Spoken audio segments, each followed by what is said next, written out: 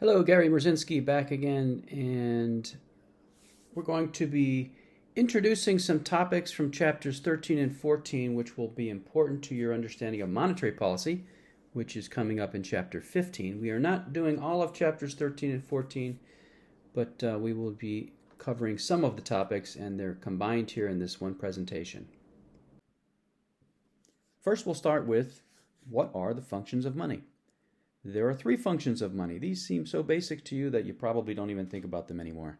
But the first function of money, we use money as a medium of exchange. Imagine if we did not have money, what things would have been like. And things were this way thousands of years ago.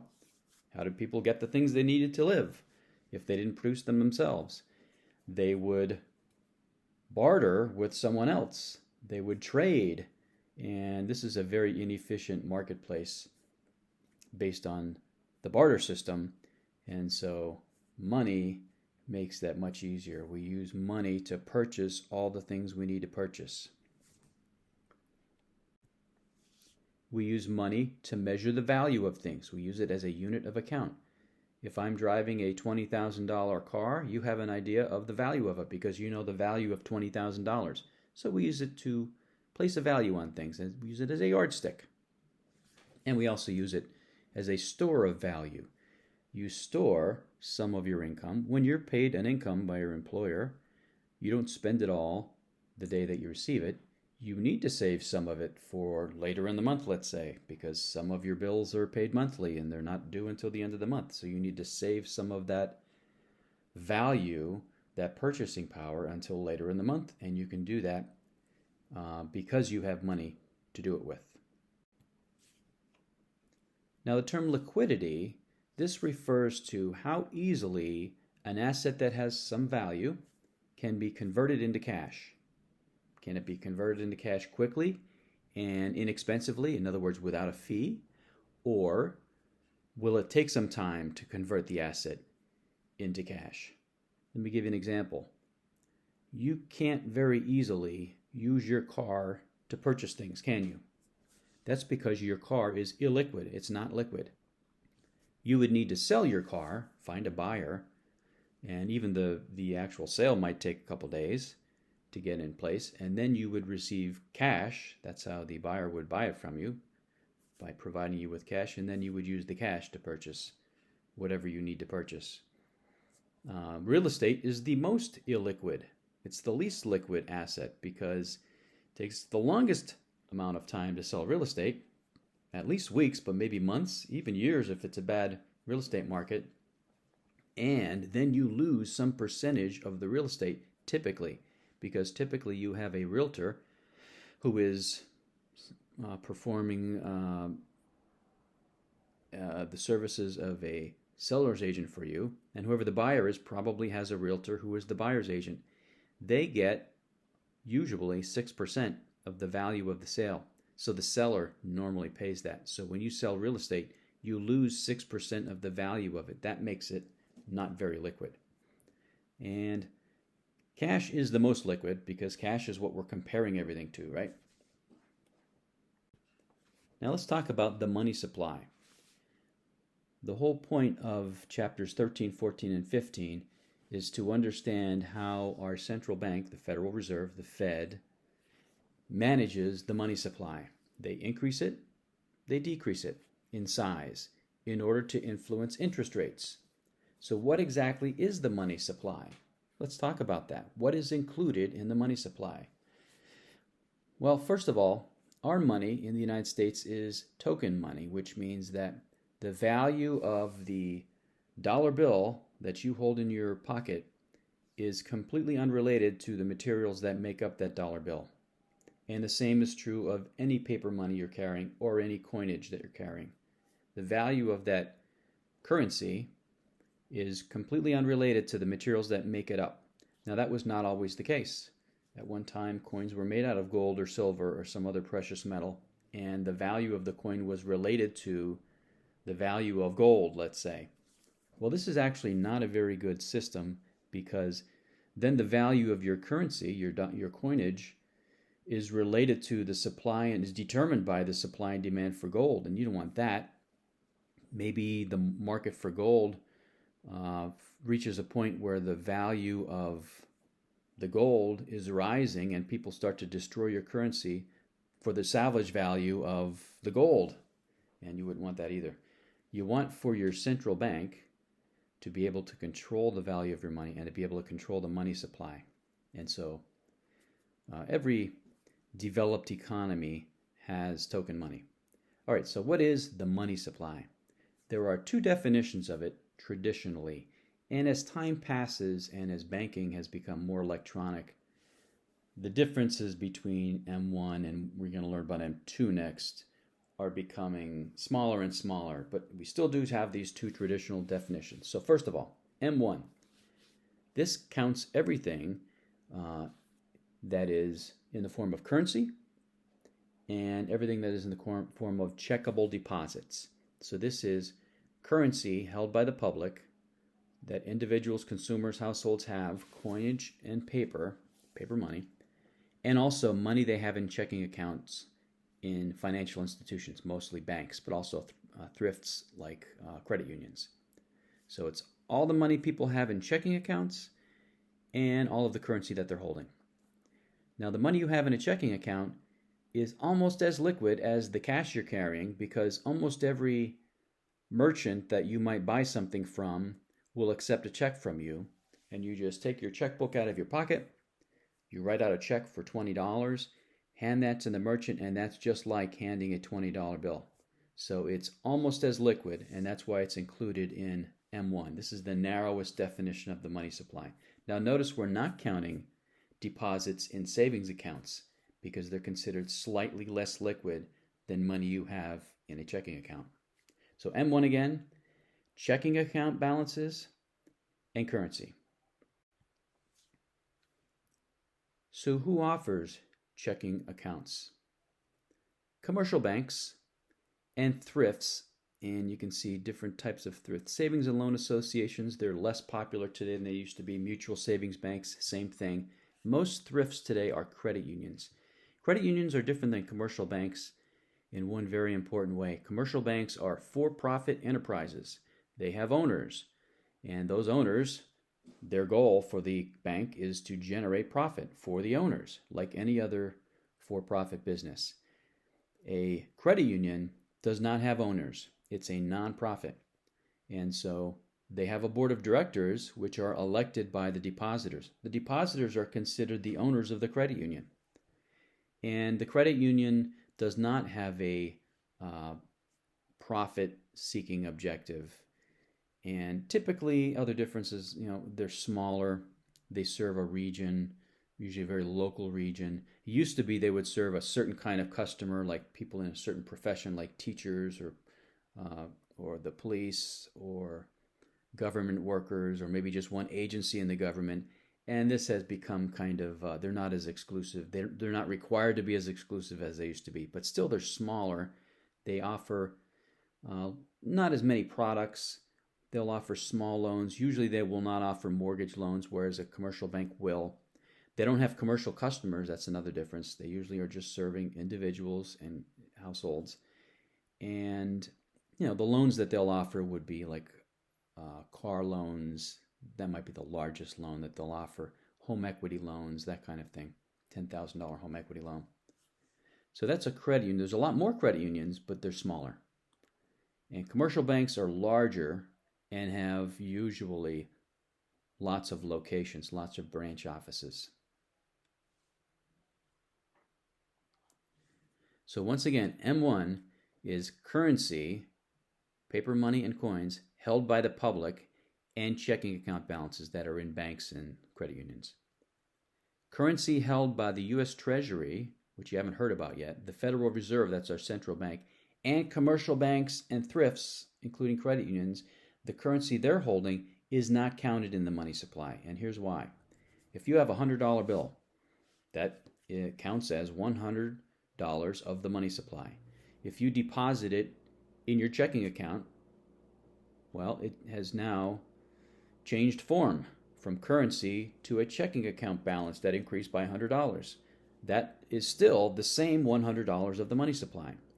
But now there's a $100 bill in the bank's vault. That does not count. That is currency held by the bank. You don't want to count that $100 bill also, because then you're double counting that $100. So for that reason, currency held by banks is not counted as being in the money supply, because for every dollar in currency they're holding, there's $1 of a deposit in a checking account or maybe a savings account. M2 is a broader definition of the money supply. It includes other slightly less liquid forms of money, near monies. The biggest part of this would be savings accounts. The first bullet you see there on the bottom. Savings deposits. So this is money you have in your savings account. Counts in the M2 definition of the U.S. money supply, but not in the M1 definition. So why is this less liquid? Well, to access that purchasing power, you know, in the old days, you would need to drive to a branch office, get in your car and drive there, fill out a little form and either withdraw it in the form of cash, currency, or have it transferred into your checking account, because then you could write a check and spend it. So there's that extra step. In spending money that's in your savings account, you need to either transfer it to your checking account or withdraw it in the form of cash. So that makes it slightly less liquid. However, in these days, you can make these transfers on your computer, on your smartphone. You can even use a check card or a debit card that is connected with your savings account to make purchases. It used to be a check card or a debit card was connected only with your checking account. And by the way, that also makes your checking account balances liquid, the fact that you can use a credit card instead of even needing to use a check. I'm sorry, not a credit card, but a debit card or a cash card. All right, so since you now can even do that with your savings account, that's why I'm saying, you know, the differences between M2 and M1 are becoming smaller and smaller. So M2 also includes savings account deposits and some other forms of near monies like small denominated time deposits. These are certificates of deposit that banks have traditionally offered, for 100 years. And this is money that you have in your savings account.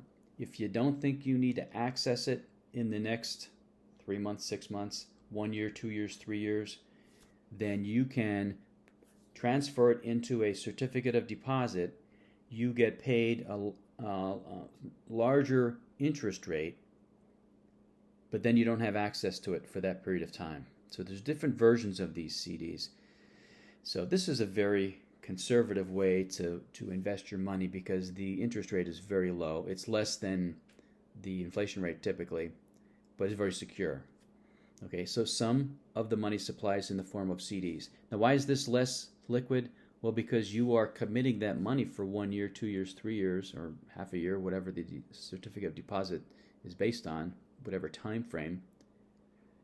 And so to access it, you would need to violate the terms of that CD, and there's a penalty. So if you do need to take it out a month after you put it in the CD, the money, you can still get it out, but you have to pay a penalty. And so that makes it less liquid.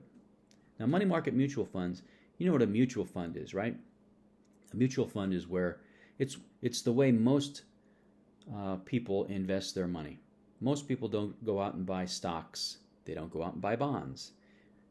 The reason is it's not advisable because you should have a diversified portfolio, which means unless you're a very large investor, if you have lots and lots of money, like millions to be investing, it's hard for you to spread your total investment over lots of different stocks and lots of different bonds like you should be doing. And it's just too risky to have all of your money in 1 or 2 stocks or even just 5 stocks because of the volatility of those stocks. A money market or a mutual fund is something different. You buy shares of a mutual fund, so if you put $100,000 in, it's your $100,000 plus, that's a relatively small amount of money, and you've got lots of other investors now also putting their hundreds of thousands of dollars in, or maybe just $10,000. And now you have a money manager who has a big pot of money. It's millions and millions of dollars. And that money manager now can go out and buy 300 different stocks and 200 different kinds of bonds, and spread that money out and make it more diversified. And so the mutual fund, some of that money needs to be in really a savings account within the mutual fund. That's what a money market fund is. A money market mutual fund is that portion of the mutual fund that is in a kind of savings account. So maybe a few percent, maybe 5% of the total mutual fund will be in a money market account. Now that's not earning much money for the investors, very small, less than 1% probably, but it's very liquid. So this is what the money manager uses to purchase new stocks. And if the money manager sells some stocks, gets the money, that goes in the money market account. So as I said, it's kind of like a savings account within a mutual fund. That was a long explanation, but I'm just explaining what this is because it's a fairly sizable portion of the overall money supply. So now you know that M2 includes everything that was in M1, currency, checking account balances, plus savings account balances, CDs, and money market mutual funds. So let me ask you a question. What percentage of M2 do you think currency accounts for? Do you think that currency held by the public, do you think that's 50% of the money supply? How about 75? No, it can't be that high. Well, think about yourself.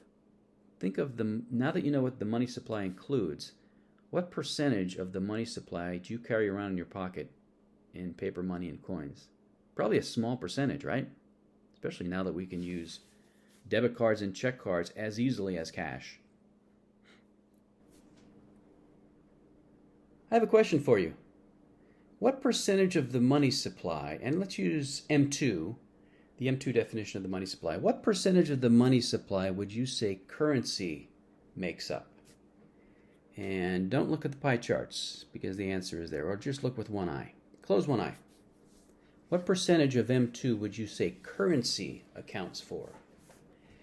Well, let's start by looking at the pie chart on the left. That is M1. That is just currency and checking account balances. And you can see currency makes up 43% of the pie. And then that pie fits into the piece of M2 that makes up 26% of that pie. So it's a little under half of 26%. It ends up being about 10%. 10% of M2 is currency. By far the largest piece of the pie is savings account balances and other types of accounts that are similar to savings accounts. 64% of M2, 64% of the money supply is savings account balances. And then you can see the other forms of money. But this is interesting. Only about 10% of the money supply is paper money and coins. That means that 90% of the money supply is in some form of bank account, some sort of a account in a financial institution of some sort. 90% of the money supply is in the banking system. And so the Federal Reserve, being responsible for our money supply, therefore is responsible for the banking system.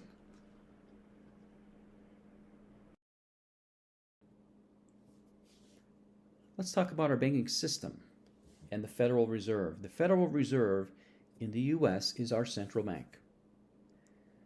Their major goal is to control the money supply.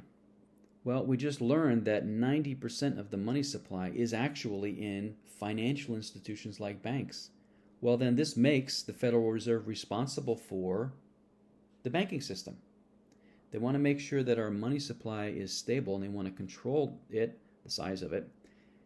And since banks are holding 90% of the money supply, that by default makes them responsible for banks, making sure that banks are stable, placing requirements on them, and then monitoring them. And the other thing is they make our banks part of a system, which we'll talk about. We didn't always have a banking system. We had banks in the early 20th century, so this is the early 1900s. We had individual banks, but these were individual profit-seeking entities which had owners, that were unconnected to any other banks. There wasn't a system really. So it was decentralized. It was also unregulated mostly and prone to instability until there was a particularly acute banking crisis in 1907 that then led to the Federal Reserve Act, which established our central bank and all of the functions and authorities that it now has to supervise the banking system. Our Federal Reserve has a board of governors, and so they oversee the Federal Reserve System. These are 7 board members appointed by the President and confirmed by the Senate. Their terms are long, 14 years, and their terms are staggered so that one member is replaced every 2 years. So why such long terms? Well, the same reason that our Supreme Court justices have long terms.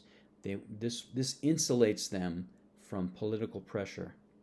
So whoever is the president and may want to put pressure on the Federal Reserve to do certain things that might be helpful politically to the president, but not be in the best interest of our economy. And usually there's the greatest danger when there is an incumbent president like now that's running for re-election. One of the biggest issues is, what is the state of the economy? If the economy is doing well, then voters are very hesitant to replace a sitting president. That president is very likely to be reelected. It becomes the biggest reelection issue for a lot of voters. So you could have a disreputable president who is putting pressure on the Federal Reserve to do things for very short positive economic results, which are not in the best interest of the economy longer term, just to get reelected. Do you see what I mean? So because these governors, their terms are so long, they can survive even a 2-term president, usually. So this insulates them. It's the same idea with the Supreme Court justices who have lifetime terms. They will outlast any president, and this gives them a little bit of insulation from political pressure. We have 12 Federal Reserve banks, and these are spread out across the United States, and they're each responsible for a region, and each of the banks and thrifts in their region, then they supervise, monitor, and so on. This is part of a system, and I'll show you where they are in a second. They're quasi-public banks because it's a blend of private ownership and public control. They're governed by the Board of Governors, the Federal Reserve System is, but the deposits that they're holding are deposits of commercial banks and thrifts. And this will be explained shortly, but each commercial bank and thrift is required to hold a certain amount of money in reserves. You know that the way it works is that they take deposits and then loan out the money, and then that's how they make their revenue. Well, they have to hold a certain percentage of deposits in reserves. It's a minimum requirement. Well, those deposits are held as a deposit account at the Federal Reserve Bank of their region. And this happens electronically. They are a banker's bank. They are accepting these deposits, their reserves. Commercial banks have reserves in a deposit account at their Federal Reserve Bank. Our Federal Reserve Bank in this area is the Philadelphia Federal Reserve Bank, or the Philadelphia Fed. So the First National Bank of Nanticoke, however much they have in reserves, that is electronically held in a deposit account at the Federal Reserve Bank of Philadelphia. They can also loan money to commercial banks. So it may be that the First National Bank of Nanticoke maybe is holding only the required reserves, and they can't loan out any more money until more deposits come in maybe, but they can borrow money if they want to make a loan. Maybe it's just a very short-term thing. They can borrow money from the Philadelphia Fed to loan out. Maybe there's a really important economic development project important to the region that they want to support by making a construction loan, but they don't have enough reserves to do that. Well, they can borrow the money on a short-term basis from the Philadelphia Fed. And that'll be explained further too. But anyway, this is what the Federal Reserve System does. Here's an organizational chart. You have the Board of Governors, the 7 governors that oversee the 12 Federal Reserve banks, and this is the system. And then the 12 Federal Reserve banks each are responsible for a region, and within their regions, the commercial banks and thrifts then are supervised by that Federal Reserve Bank. And then the public are the depositors at the commercial banks and the thrifts. There's also this Federal Open Market Committee that's part of the Federal Reserve, which I'll explain in a minute. Here are the regions. You can see that only half of Philadelphia reports to the Philadelphia Fed. And of course, there is a New York Federal Reserve Bank. And those two are pretty close together. And you might be a little confused about why are these Federal Reserve Banks in these cities? Well, this system was established 100 years ago. And it was based on population densities 100 years ago. So, for example, the Kansas City Federal Reserve Bank, which I've been there, was probably in the center. They move these regions around, but they don't move the banks. It probably was in the center of a region at one time, in terms of population density. Now it looks like it's on the edge of a region.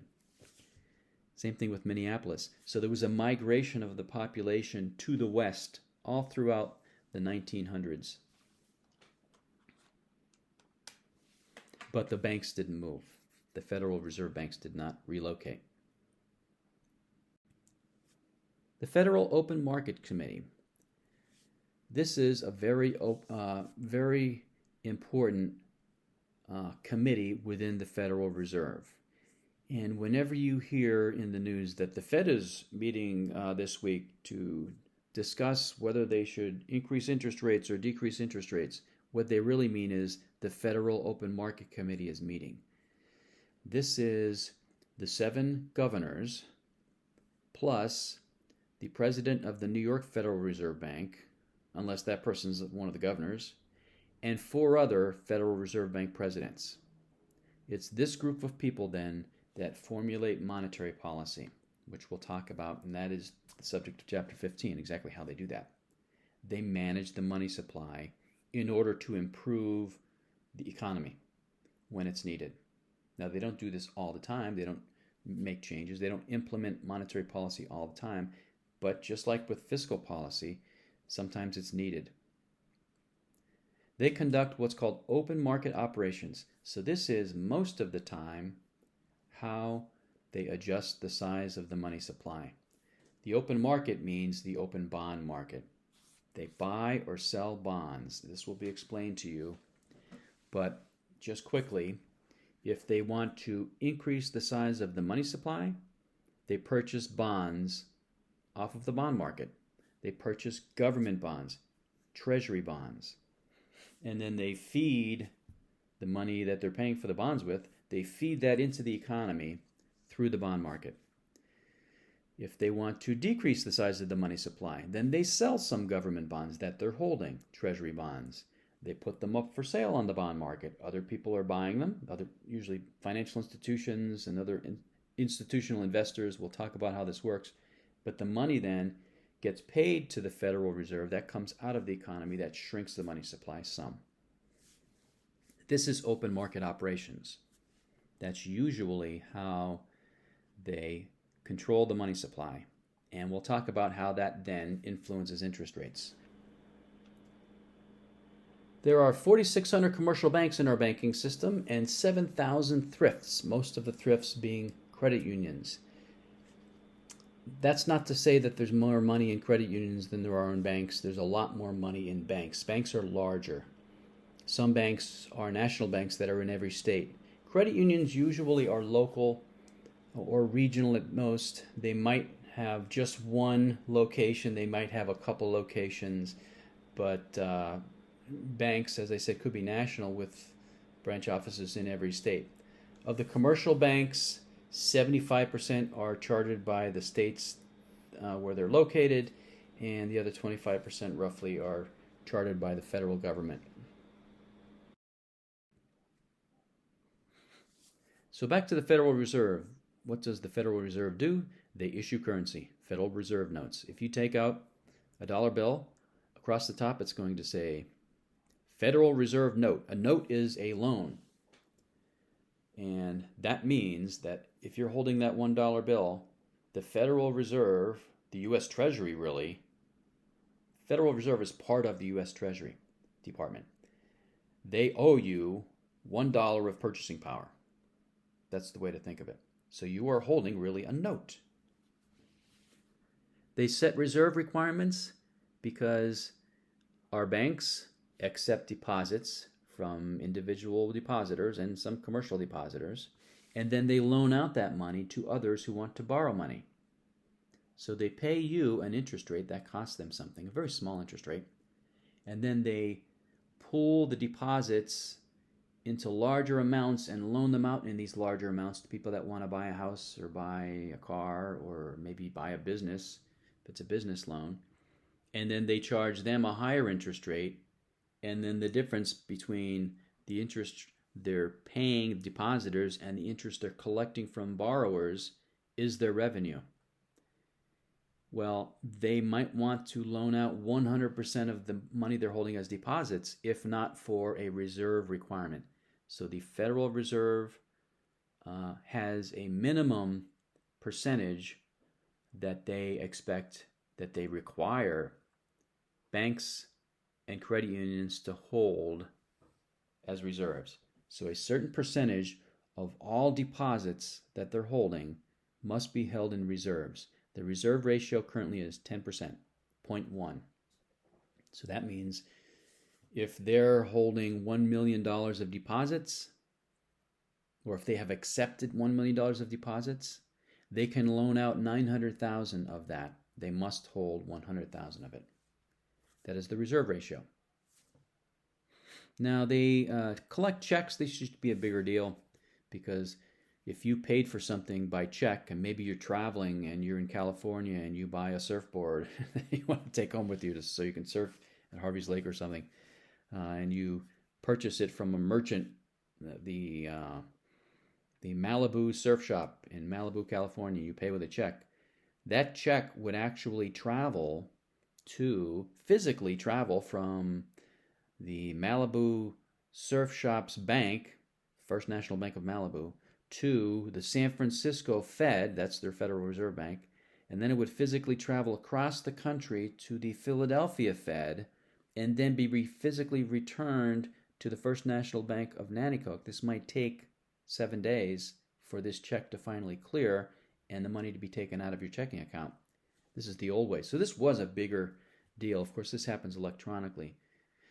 When the Malibu surf shop takes that check that you paid your $500 for the surfboard with and deposits in the First National Bank of Malibu, what happens? It gets scanned and then it electronically clears by the end of the day usually, and the money comes out of a checking account. So it was a bigger deal years ago, this check collecting function. They also act as the bank for the U.S. government. They are the bank for the U.S. government. The U.S. government has a deposit account. All of the checks that they write come out of the Federal Reserve. I mentioned that they supervise the banking system because since 90% of the money supply is in financial institutions and their job is to manage the money supply, then they need to make sure that banks as a system are stable, they're profitable, they're compliant with all regulations, which means they need to be overseen and supervised and audited, or they have to at least review audit reports and investigate any questionable practices or fraud. And this is what the Federal Reserve does. We have a fractional reserve banking system. I don't think this will be a surprise to you. I've talked about it already. Banks only need to keep a fraction of deposits in reserves. They can loan the rest out to make loans. That's how they make their money. If the reserve requirement was 100%, there would be no banks because they wouldn't make no money. So the reserve ratio, which is capital R, currently is 10%. And the reserve ratio has not changed for a very long time. I think the last time it changed was 1993. I believe it went from 12% down to 10%, and it has stayed there. The Federal Reserve can change the reserve ratio as a way to implement monetary policy. We'll talk about this in Chapter 15, but they never do, because it would cause instability if you change this every year, let's say, change the reserve ratio, because banks, they're loaning this money out, some of it very long term, like 30-year mortgages. It's hard for them to, if you're to lower the reserve ratio, raise the reserve ratio, let's say to 15%, some of this money is locked up already it's loaned out for 25 more years because it's a 30-year loan. So you can't change this every year as a way to implement monetary policy.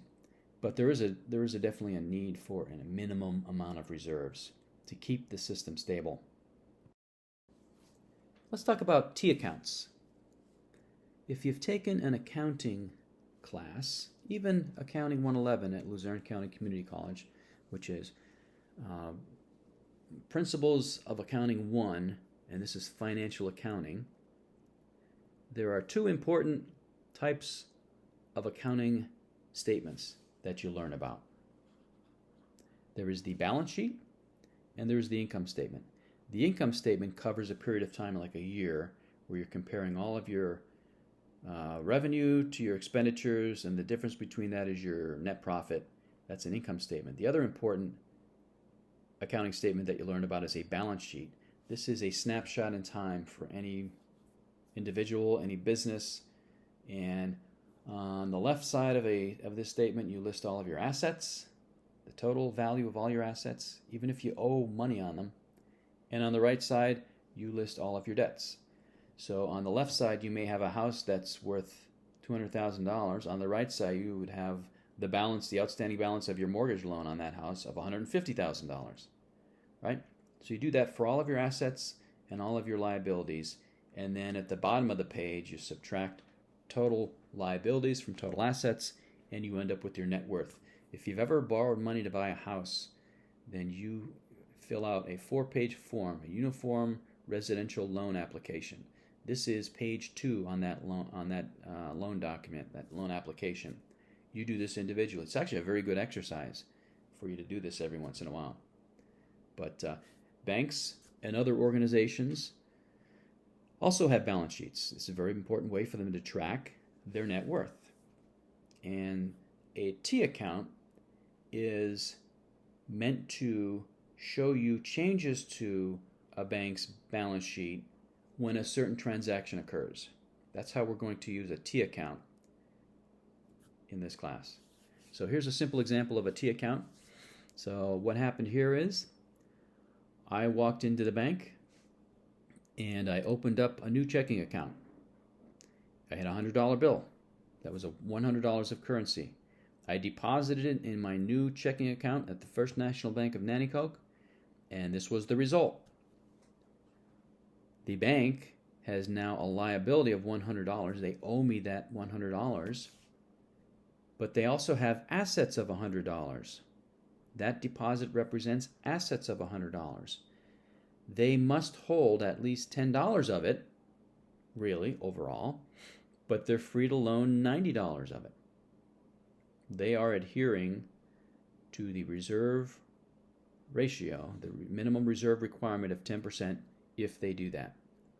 So we're going to be working through different types of scenarios using these T accounts, which again is meant to show changes to the bank's balance sheet when a certain kind of transaction happens. And we're trying to learn about the fractional reserve banking system. So let's first think about example 1. Imagine that there was no banking system. And then we'll go on to a different scenario. What if there is a banking system but the reserve ratio is 100%? And then the third scenario, we're going to look at our current fractional reserve banking system. So the first scenario is if there were no banking system. If you're holding a $100 bill, that counts as $100 of the money supply. And really, all of the money supply then would be currency, wouldn't it, if there's no banking system? The second scenario would be, what if you have a fractional reserve banking system, but the reserve ratio is 100%. How would that work? Well, I might take my $100 bill and walk into the First National Bank, and maybe I've already got a checking account there, First National Bank of Nanticoke, and I deposit my $100. Well, now the bank has a liability of $100, or their liabilities have increased by $100. But their reserves have also increased by $100. And they're holding 100% of their deposits as reserves because they're required to, because the reserve ratio is 100%. Now, this would never really be, as I said, because they can't make any money if they don't loan out any money. That's how they make their revenue. So when I deposited my $100, what happened to the money supply? The size of the money supply? Nothing, right? I was holding a $100 bill before I walked into the bank. That counted as $100 of the money supply. Now I deposited it in my checking account. Now it's still counted as $100 of the money supply because it's in a checking account. It is a checkable deposit. The $100 bill is in the vault of First National Bank of Nanticoke. They're holding it in reserves. That does not count towards the money supply. Do you remember that? Only currency held by the public counts as part of the money supply. Currency held by banks and other financial institutions, including the Federal Reserve, does not count because you would otherwise be double counting the value of that $100. Every dollar that a bank is holding in reserves, currency held in their vaults, represents $1 of a deposit that some individual or organization made in a checking account. Let's move on to scenario 3.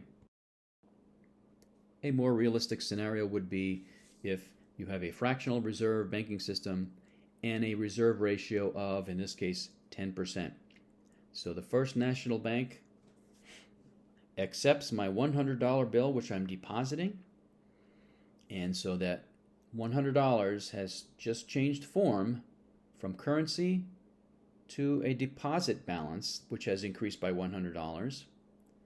Now they are required to hold $10 of that $100 because the reserve ratio is 10%, but they are free to loan out $90 of it. So let me go through a hypothetical situation here. The First National Bank of Nanticoke loans $90 to someone that walks in and wants to borrow $90. And that person walks out the doors of First National Bank of Nanticoke with that $90 in currency. And how much has that affected the money supply? Well, we have the $100 that's now in a deposit account, and now there's the $90 of currency. The bank just created money. They just expanded the money supply by $90 when that happened. Now, my $100 bill that I started with is represented by $190 of the money supply. $90 of new money was created by this bank, by the fractional reserve banking system. So our fractional reserve banking system creates money in this way. Whenever they accept deposits and loan out some percentage of them, the money supply grows. And it's important for the Federal Reserve to understand this because they implement monetary policy and need to account for this. Whenever new money is introduced into the banking system, it gets multiplied. There is a multiplier process which we will be discussing. Now, when this happens, the fractional reserve banking system created new money but not new wealth, because that $90 that the person walked out of the First National Bank of Nanticoke with, that loaned money, is now a liability. So no new wealth was created, but new money was created. The money supply expanded by $90. And guess what? It doesn't end there.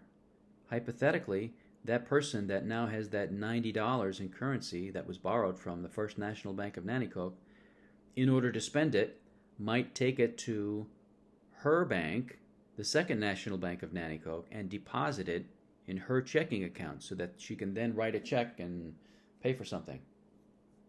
So now her checking account increases by $90. That is a deposit account held by Second National Bank of Nanticoke.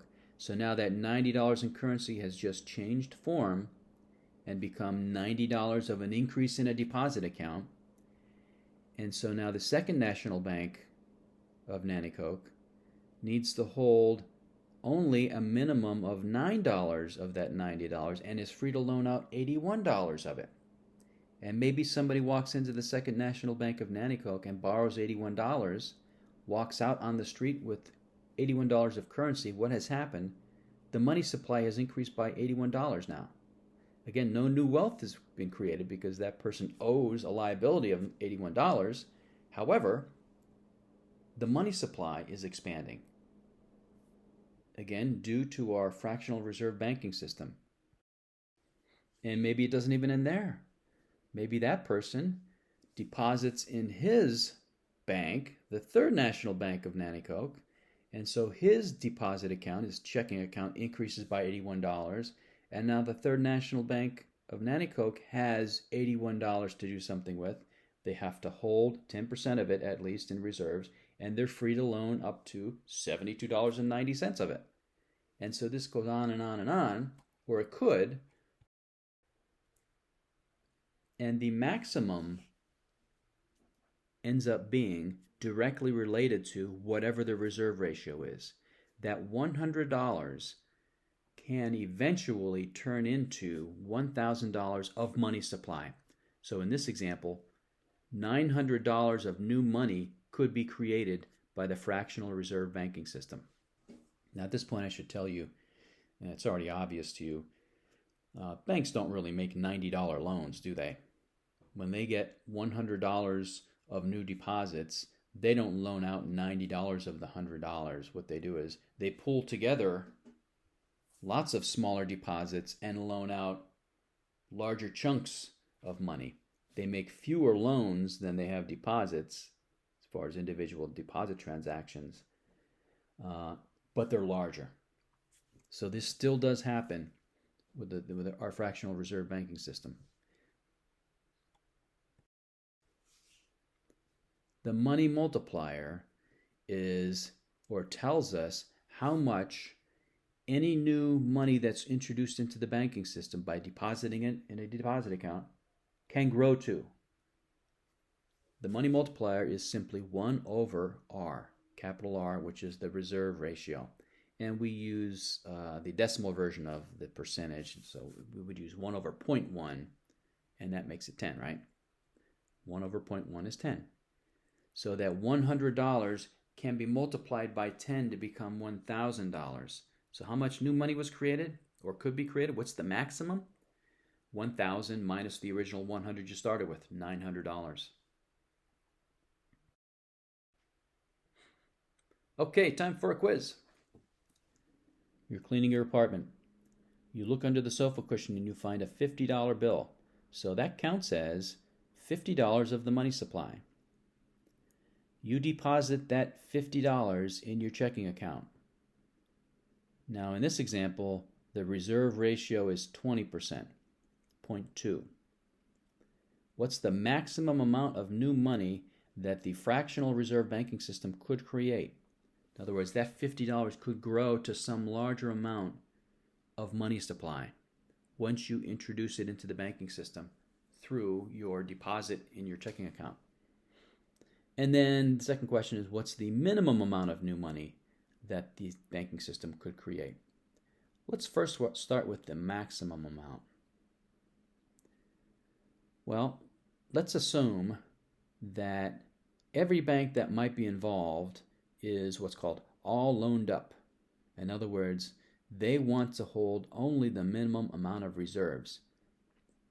I can actually jump to the second question first and tell you that what's the minimum amount of new money that the banking system could create? The minimum amount of new money would be $0.